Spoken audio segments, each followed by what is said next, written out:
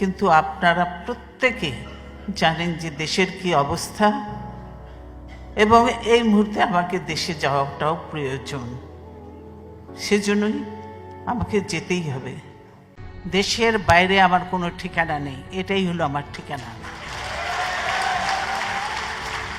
এই দেশ, এই দেশের মাটি, মানুষই আমার সব কিছু। অনেক দিন আপনারা দেখেছেন যে পরিবার থেকে আমরা দূরে রয়েছি। সেজন্যই আমি পরিবারের সঙ্গেই এবার সময় কাটানোর জন্য এখানে এসেছি, এবং আমি আমার চিকিৎসা করেছি। আল্লাহর রহমতে আমি ভালো আছি, সুস্থ আছি। এবং যদিও পরিবার তো বহুদিন পরে দেখা, কাজে তারা ছাড়তে চায় না, আরও থাকতে বলে।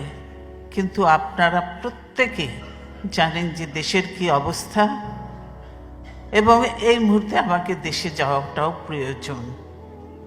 সেজন্যই আমাকে যেতেই হবে।